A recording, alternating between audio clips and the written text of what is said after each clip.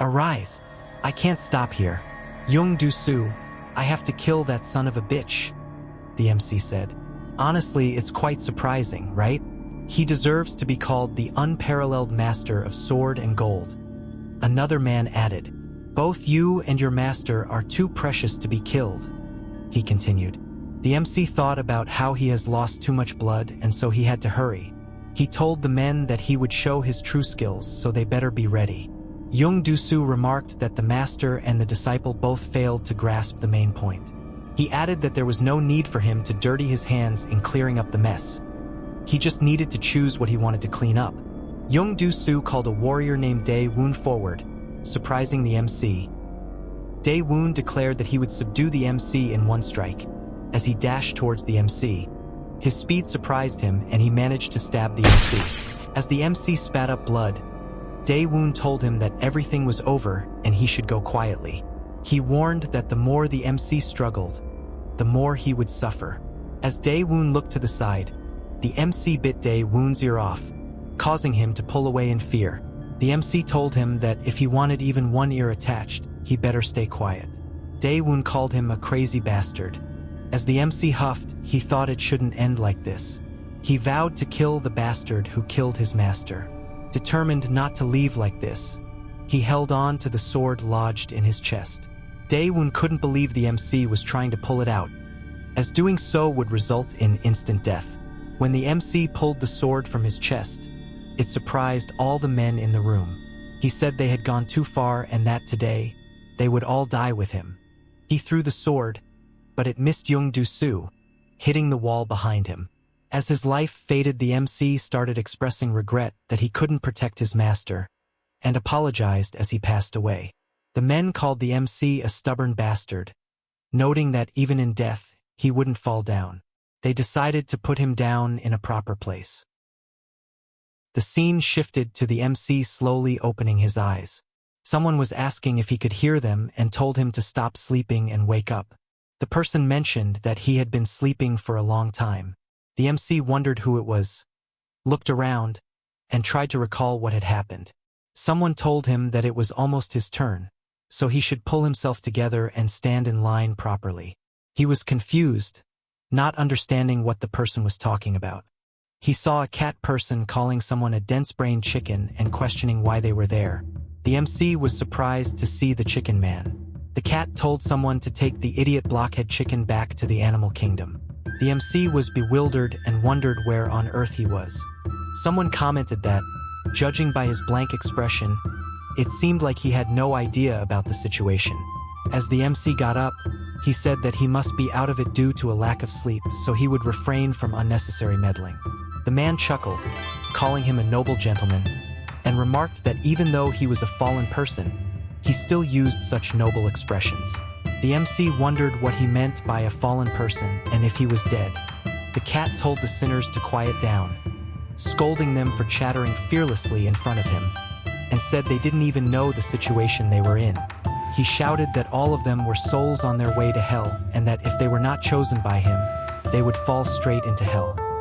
He explained that only souls of a special color could be chosen, and he had the ability to see that special color because he was the one appointed by the sovereign of the Underworld as a special envoy, a soul-discerning official. The cat approached a red-haired man, saying his name was Hwang Bohasa, 17 years old, who had killed a nobleman in a peasant's house. The cat sensed that Hwang Bohasa was just a waste of time but decided to look at the color of his soul anyway. As he observed, Hwang Bohasa asked if he shouldn't be observing from a distance since his eyes were so big. The cat was surprised to see that Hwang Bohasa had a red soul.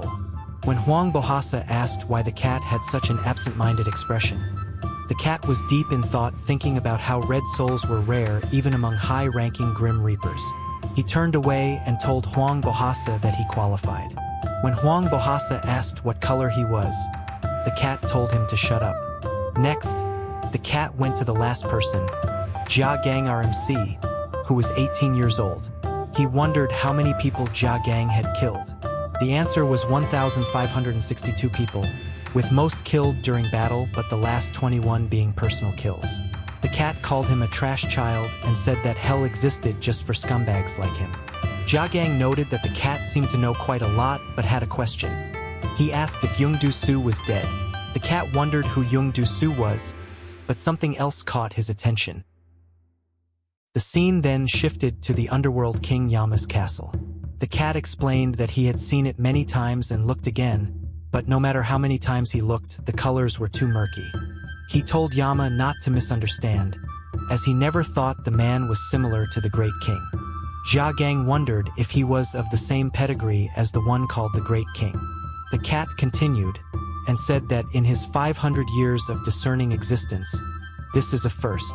The Great King agreed. The cat asked if it was really true. The Great King said he is of the same pedigree, he is a dark soul. This was the king of the underworld, Yomra.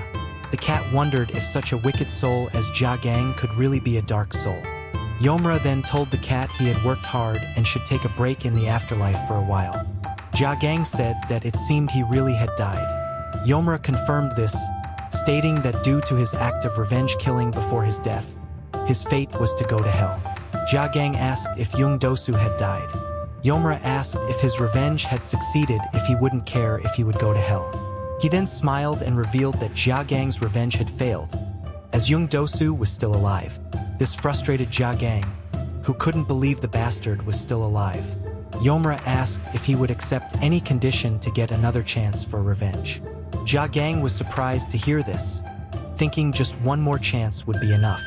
Jiagang asked if Yomra's words were true. Yomra responded, asking if this place seemed like one where you could just blurt out anything. Jiagang asked if it was really possible and said that if it gave him the chance to kill that son of a bitch, he could take his soul if he wanted to. Yomra said he was glad Jiagang's answer was refreshing. Jiagang asked why he was being offered this chance, wondering if it was because he had the black soul. Yomra asked if he thought it was special treatment and said he should not be mistaken, as he never did things that put him at a loss.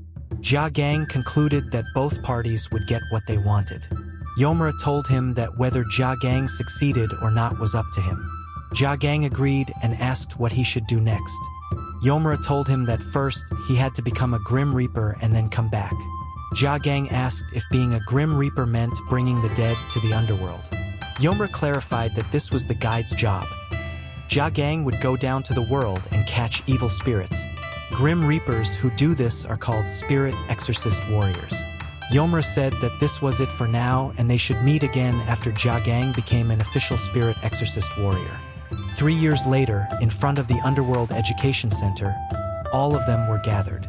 Jiagang was walking, thinking about his new body, which he had gotten in his 2nd year of training. It was still hard to treat it as his own. All the guys there were chosen as special beings, but to Jiagang they all looked like trash. As 2 men stood together, one man asked the other if that wasn't the guy with a black soul like King Yomra. The other man sighed, unimpressed by Jiagang. He mentioned that regardless of the type, the survival rate for newcomers was less than 20% in the first year, so practical experience mattered most. Huang Bohasa told the men to stop making a spectacle of themselves. He commented on their talk about experience and was sure the men had done it a few times. One of the men shouted at him to stop babbling. Huang Bohasa asked if he was right, and the man confirmed he had done it many times. Huang Bohasa dismissed him, and the men walked away. One of them advised the other not to get involved with Huang Bohasa. Huang Bohasa thought the men were idiots. Having made a living from taking lives, he could tell just by looking in their eyes. As emotions about death became dull, the person dulled accordingly, with eyes that couldn't find joy or fear. When he first heard Jiagang's name, he thought it was the man who commanded an army at the age of 15 and led numerous battlefields to victory. A swordsman genius peerless from time immemorial. He never thought he would meet that monster in a place like this. Huang Bohasa wanted to take everything from Jiagang and make it his own. A man then shouted for everyone to pay attention. He said they had a hard time receiving training as military officers for 3 years. Finally, the final stage of Exorcist Warriors training was the performance of the warriors. Everyone had received a nameplate that looked like the one he had. The names written there were each selected according to their level. The name was of an evil spirit that had climbed onto the body of a dead person and became a demon. It was the name of the dead person on the plate. The evil spirits hid in others' bodies before dying, and one could not abandon their major and minor habits. To catch the evil spirit, they had to find out who it was based on the name written on the nameplate. If they found a demon, they had to be ready to die in battle. The man assured them that this was how they would survive. He then pointed to the door behind him, saying it was the door to that world. On the right side of the door, they had prepared the weapons they would use according to the orders.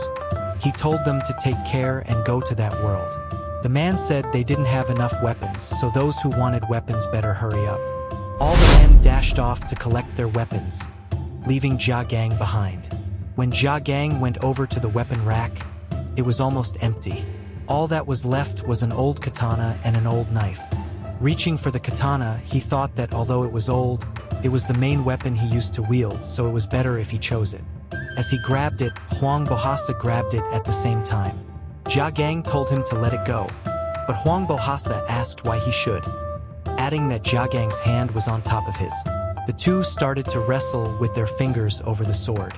Huang Bohasa had a weird look on his face, and Jia Gang thought he was crazy. Realizing he needed to avoid people like that, he took up the knife instead.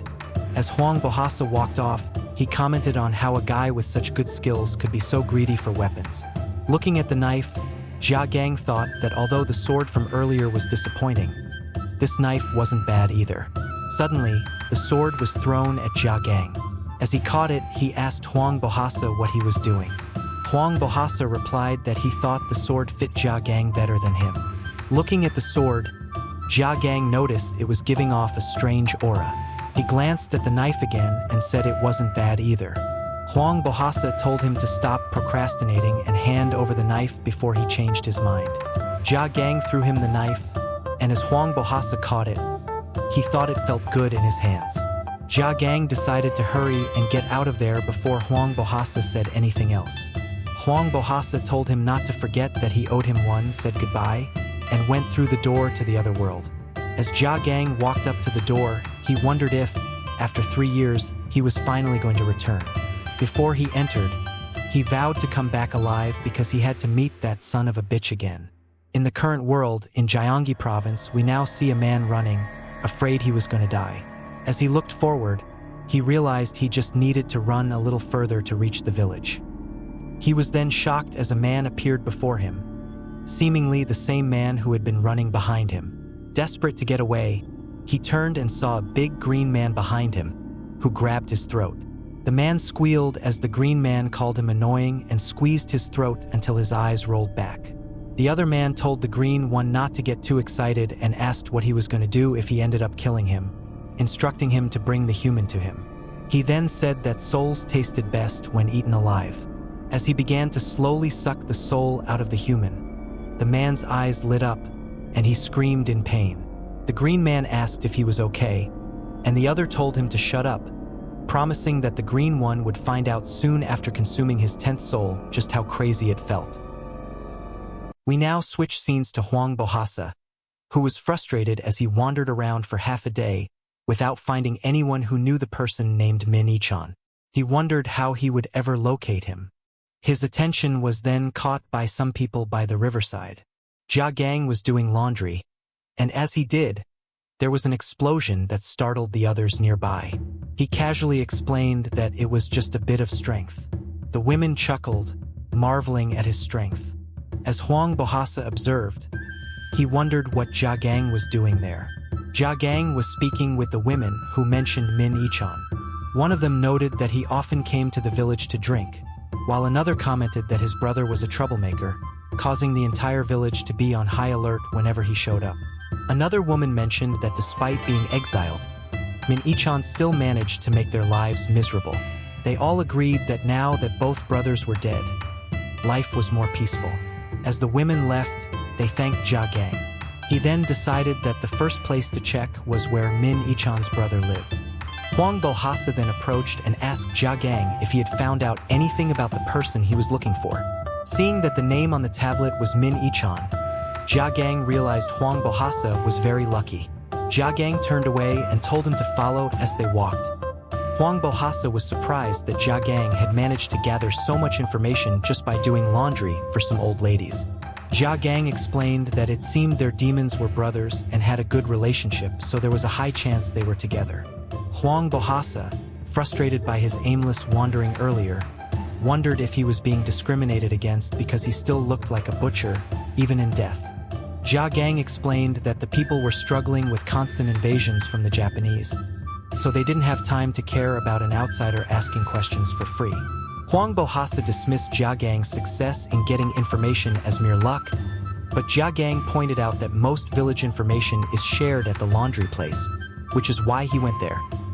He teased Huang Bohasa, suggesting he must have been stumbling around aimlessly on his own all this time.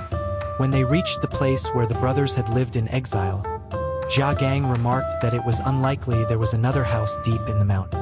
Huang Bohasa agreed but wondered if the brothers would really show up there. Jia Gang noted that the brothers drank there every night, so they must have memories tied to the place. Huang Bohasa said memories aside, there are plenty of better places, so if it was him, he wouldn't come back to a place like this. He observed that there was still a table there, and Jia Gang noticed some flesh on the bones, indicating the drinking session hadn't been long ago. Suddenly, someone appeared and asked what they were doing at someone else's house. Huang Bohasa asked if the man lived there, noting that it didn't look like an empty house. The man told them to leave immediately. Jia Gang asked if the man lived alone and why there were 2 wine cups. The man replied that whether he drank alone or with someone else was none of their business.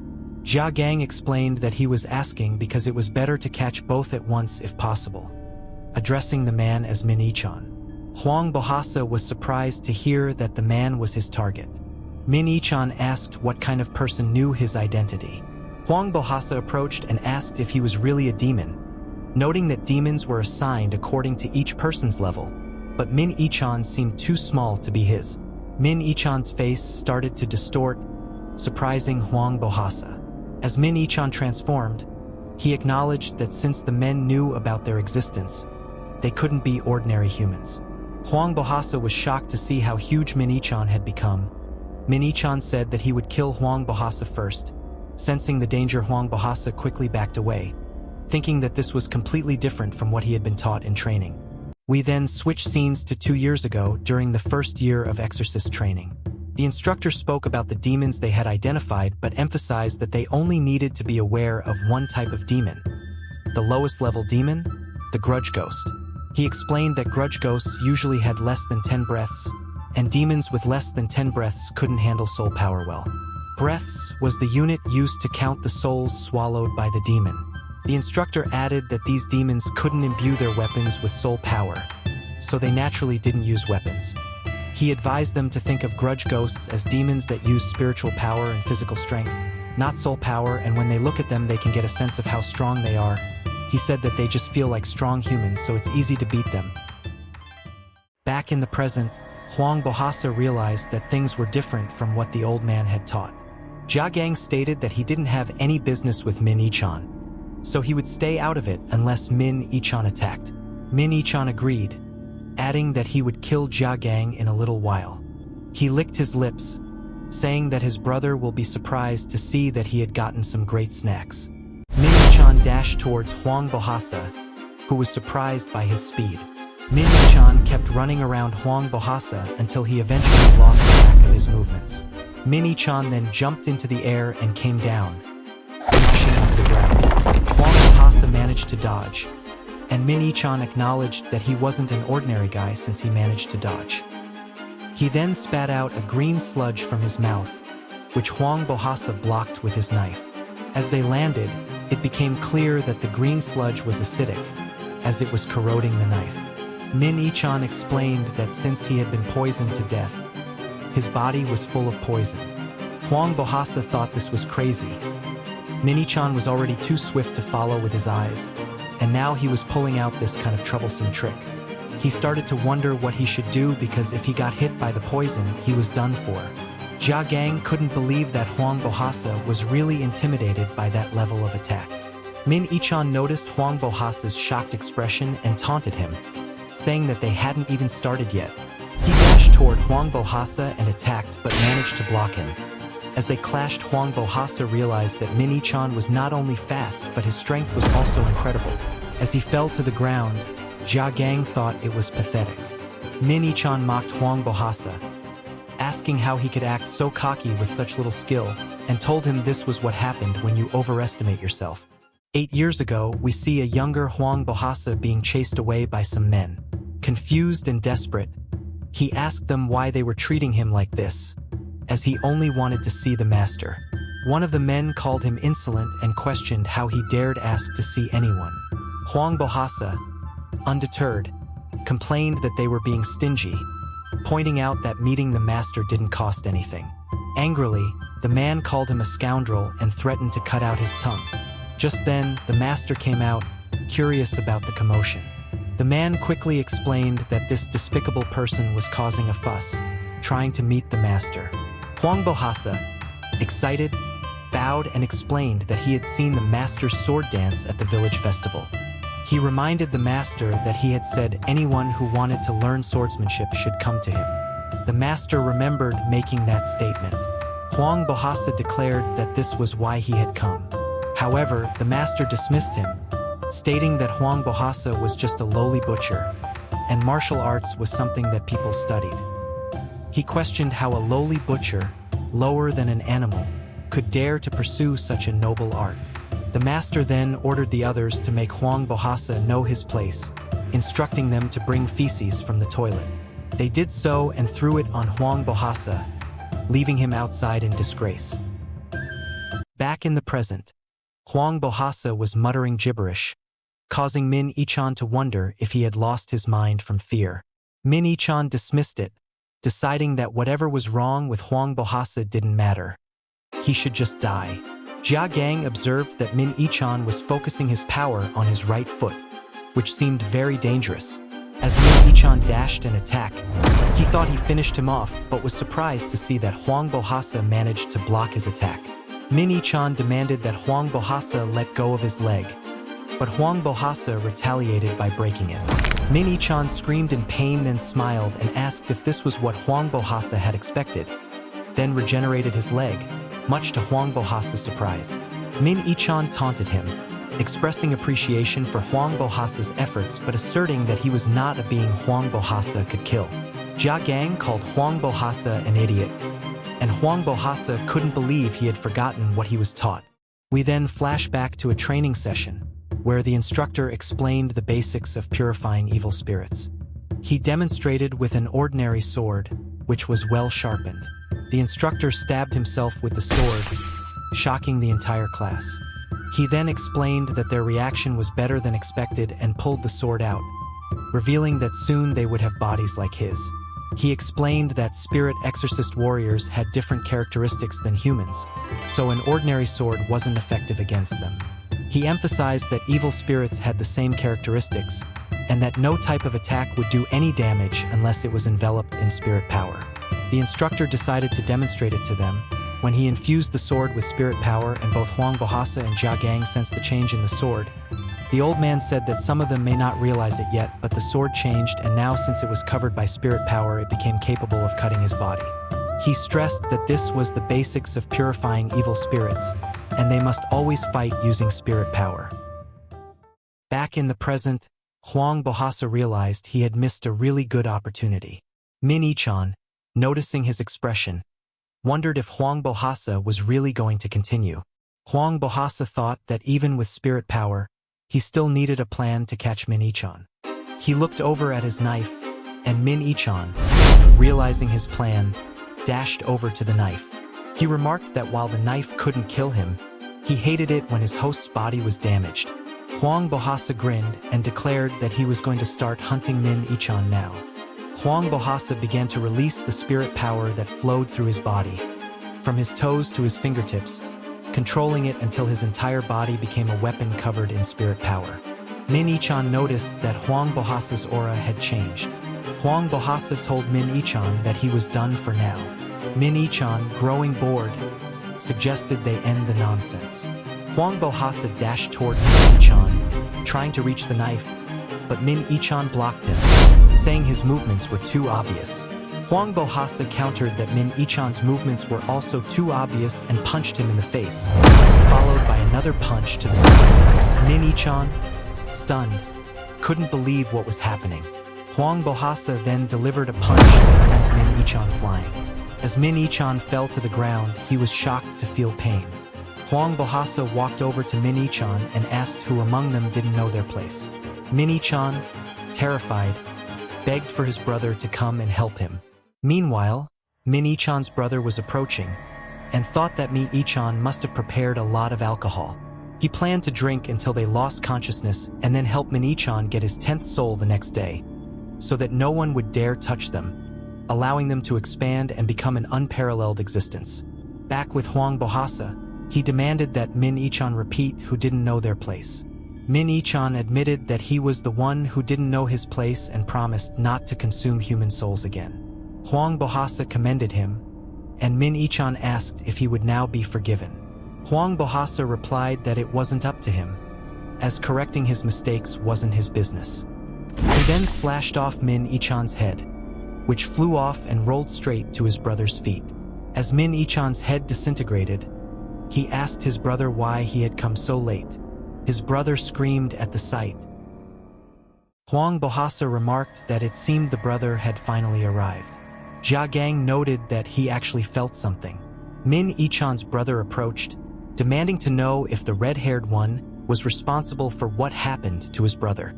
Huang Bohasa responded that Min Yichan had caused trouble, so he decided to intervene a little. The brother began to transform, and Huang Bohasa asked if he had a problem with it. Suddenly, the brother attacked, attempting to slice off Huang Bohasa's head. But Jia Gang intervened, blocking the attack with his sword. The brother warned Jia Gang that if he interfered, he would kill him first. Jia Gang, unfazed, asked if the brother thought it was possible to do that with his power. The brother removed the sickle from Huang Bohasa's neck, remarking that Jia Gang seemed too confident. He then dashed towards Jia Gang and slashed, but Jia Gang dodged and dashed off. The brother chased after him, and Huang Bohasa realized that he couldn't see the brother at all. Additionally, he noticed that the brother's weapon contained spirit power. During the intense battle, Jia Gang noticed that the demon was using spirit power and wondered how this was possible. He found it annoying and managed to land a powerful kick on the demon, sending him flying across the battlefield. Huang Bohasa, watching from a distance, was shocked by Jia Gang's sheer strength. As Jia Gang slowly approached the demon, who was now on the ground, writhing in pain and confusion, the demon wondered why he was experiencing such agony. Jia Gang, unfazed, told the demon to stop crying and get up. The demon grabbed his sickle, still believing in his own invincibility, and readied himself for another attack. Jia Gang, however, had no time to waste. He decided to end the fight in one swift move. Huang Bohasa, realizing Jia Gang's intention, was taken aback by the determination in his eyes. Both Jia Gang and the demon dashed toward each other, their weapons clashing in a furious exchange. Jia Gang felt something was off. Huang Bohasa was stunned to see that Jia Gang's sword was broken. The demon had managed to slash Jia Gang and mocked him for daring to fight with such a weapon, calling him an idiot. We then flash back to 8 years ago, where a 10-year-old Jia Gang stood frozen in fear, unable to move. The best swordsman in Joseon, Zhou Yuhan, observed him with a knife in his hand. Zhou Yuhan noted that even someone with no combat experience, like Jia Gang, must have felt something, a chilling aura emanating from the small knife. He explained that the reason a 3-year-old child holding a knife is scarier than a strong man with his bare hands is due to the chi energy the knife possesses. Despite Jia Gang's sword being stronger than Zhou Yuhan's knife, Jia Gang couldn't attack him. Jia Gang attributed this to the difference in their martial arts skills. Zhou Yuhan explained that the depth of martial arts is only revealed when complete harmony is achieved. Jia Gang asked what it was then, and Zhou Yuhan said it was the determination to cut down the opponent and the readiness to face death. This difference in chi, Zhou Yuhan said, is the first and most important aspect of battle. As Jia Gang's body started to freeze up again, Zhou Yuhan stabbed him in the heart with the knife. As Jia Gang spat up, he thought his master had killed him, but it turned out that he had only been stabbed with a wooden knife. Zhou Yuhan told him that losing momentum could lead to losing the ability to see, flee, or even hold on to one's will. He emphasized that qi energy is sharper than any sword. Back in the present, the demon was in shock as his attack didn't seem to affect Jia Gang. Jia Gang then slashed the demon's face in two, and he fell to the ground, clutching his face in pain, convinced that his face had been cut. The demon, bewildered by Jia Gang's resilience, started to panic, realizing he had to do something against this monstrous opponent. But as he dashed forward to attack, Jia Gang swiftly stabbed him in the neck, ending the demon's life. Huang Bohasa, witnessing the quick and efficient takedown, was astonished by Jia Gang's skill and power. We then switched to the Underworld at the Soul's Archive. A young boy excitedly observed as the name tablet under a black orb lit up, signaling a successful exorcism by the Black Soul Warrior. The boy hurriedly brought the orb to his master and told him that the Black Soul Warrior succeeded in the exorcism. The master reprimanded him for hanging around there. Now holding the orb, he noted that another soul was returning first and told the boy to wait. However, the boy insisted that he could handle both souls at once. The master questioned the boy's obsession with the Black Soul Warrior, and the boy explained that he hoped the warrior could save his parents' souls. The master, disbelieving, reminded the boy that such thoughts were in vain. He then prepared to handle the returning souls. He placed the orbs down beside each other and had his hand on them, and as he started to search for the souls, we see him going through a room filled with lights. He looked through until he found the two souls. Back with Huang Bohasa and Jia Gang. Huang Bohasa asked how Jia Gang knew the demon was Min Nguaichan his target. Jia Gang explained that he deduced it from the information he had received from the women at the river. They had mentioned that the demon had a disease called Sami disease, though Huang Bohasa was unfamiliar with it. Huang Bohasa asked why Jia Gang didn't share this important information earlier, and Jia Gang replied that he was too lazy to explain the disease. Suddenly, Huang Bohasa felt a strange energy under his feet and realized they were starting to return to the Underworld. The two were then teleported back to the front of the Underworld Education Center. A man announced that out of the 256 participants, only 36 remained. He added that more had returned than in previous generations and congratulated them, stating that they were only one step away from the official order of military service. However, as he looked around, he noticed that one person was missing. Huang Bohasa wondered where Jia Gang had gone, thinking that Jia Gang was completely on his own path. We then switched to Yomra's castle, where the cat confronted Jia Gang outside. The cat told Jia Gang to stop, as Yomra had instructed him to send Jia Gang back if he came. Jia Gang, undeterred, said it had taken him 3 years to find this place again, and it was too late to change his mind. He warned the cat to step aside if he didn't want to be killed. The cat, shouting, questioned how Jia Gang expected to become an official exorcist without a proper exorcist weapon. Jia Gang, puzzled, asked what an exorcism weapon was. The cat explained that exorcism weapons are infused with an individual's soul, specifically made for exorcists. These weapons are unparalleled in their effectiveness against evil spirits because they are imbued with the user's spiritual power. Jia Gang, unimpressed, asked if that was all. The cat confirmed it and directed Jia Gang to the blacksmiths behind the training ground to obtain such a weapon. Jia Gang, determined, walked away, telling the cat he would be right back. The cat, observing Jia Gang's ruthless demeanor, concluded that Jia Gang would never become an official exorcist.